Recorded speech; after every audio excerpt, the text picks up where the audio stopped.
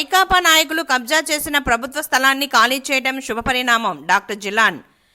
నిన్నటి దినం వైకాపా కార్పొరేటర్ ప్రభుత్వ స్థలాన్ని ఖాళీ చేయడం హర్షణీయం.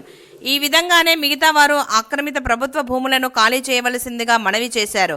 తెలుగుదేశం ప్రభుత్వంలో కబ్జాలకు అక్రమాలకు అడ్డుకట్ట పడుతుందని తెలిపారు. ఇలాంటి వ్యవహారాలు ఇంకా వెలుగులోకి రావాల్సి ఉన్నాయని, ప్రతి అంగుళ భూమిని ప్రభుత్వం తిరిగి స్వాధీనపరచుకోవడం తథ్యమని అన్నారు. ప్రభుత్వ ఆస్తులు సమస్త ప్రజల ఆస్తులని, దాన్ని ముట్టుకోవడం చట్ట వ్యతిరేకమని తెలిపారు.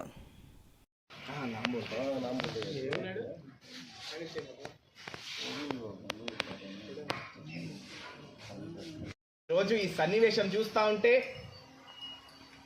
ఈ యొక్క కథ గుర్తుకొస్తుంది, ఒక పిట్ట కథ. ఒక మనిషి గాడిద మీద ఎక్కి తన నెత్తి మీద మూట పెట్టుకొని వెళ్తున్నాడంట.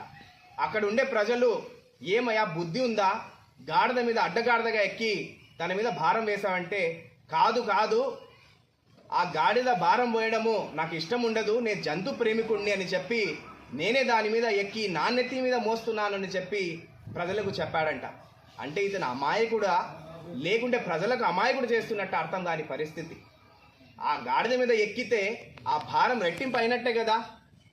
ఇవాళ ఈ కార్పొరేటర్ గారి వ్యవహార శైలి చూస్తూ ఉంటే, ఎందుకయ్యా ఆక్రమించావు ప్రభుత్వ భూమిని అని అడిగితే, నేను ప్రజల కోసమే ఆక్రమించాను, ప్రజలకు సేవ చేయడం కోసమే ఆక్రమించాను, అక్కడ సచివాలయానికి నేనే కడుతున్నాను, అక్కడ ఉండే మహిళలు బాత్రూమ్ వాడుతున్నారు కాబట్టి నాకు మహిళ మీద గౌరవం ఉంది కాబట్టి ఈ స్థలంలో వచ్చి నేను నా కార్యాలయాన్ని ఏర్పాటు చేసుకున్నానని చెప్పి పిట్ట కథలు, దాటివేత ధోరణితో మాట్లాడడం ఇది సబబేనా అని చెప్పి వాళ్ళ తెలుగుదేశం పార్టీ గట్టిగా ప్రశ్నిస్తూ ఉంది.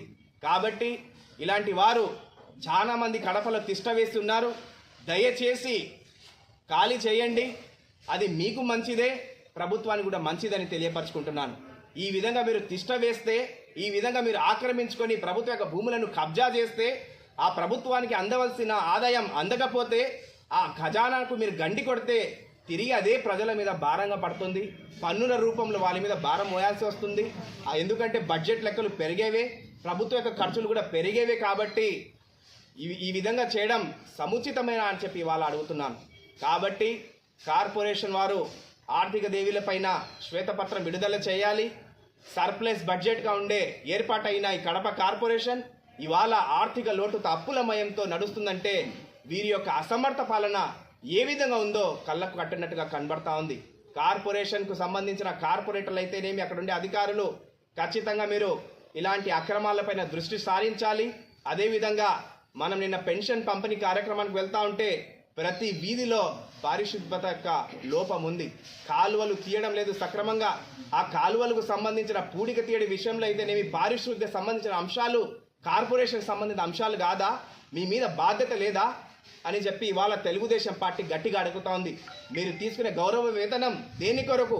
ప్రజల కోసమే కదా, వారికి మంచిగా ఫెసిలిటీస్ కల్పించడం కోసమే కదా. అంత మీకు చేత కాకపోతే మూకుముడిగా రాజీనామా చేసి వెళ్ళిపోండి. తెలుగుదేశం వాళ్ళు రెడీగా ఉన్నారు ప్రజలను సుపరిపాలన అందించడానికి అని చెప్పి సందర్భంగా తెలియపరచుకుంటూ, ఇలాంటి కబ్జాదారులకు మరొకసారి తెలుగుదేశం పార్టీ విన్నవించుకుంటా ఉంది. దయచేసి మీరు ఖాళీ చేయండి, అది మీకు మంచిదే, ప్రభుత్వానికి కూడా మంచిదే. లేని ఎడల ఖచ్చితంగా కఠినమైన చర్యలు ఉంటాయని చెప్పి గాఢంగా చెప్తున్నామని చెప్పి ఈ సందర్భంగా తెలియపరచుకుంటున్నాను. ఆక్రమించారు, మీరు ఆక్రమించిన స్థలాన్ని ఖాళీ చేయండి, అంతవరకే. తప్పితే ఈ విధంగా వారి మీద చూపి, ఈ విధంగా వేలు చూపి దాటివేత ధోరణితో మీరు వెళ్తే చట్టం ఒప్పుకోదు. చట్ట వ్యతిరేకత చర్యలు ఎవ్వరు పాల్పడినా అది తప్పే, చట్టపరమైన చర్యలు ఉంటాయని చెప్పి ఈ సందర్భంగా తెలియపరచుకుంటున్నాను. జరుగుతున్నాయి, దాన్ని అరికట్టడానికే మనం అక్కడ వెళ్ళి తిష్ట వేశాము అని చెప్పి చెప్పుకొస్తున్నారు.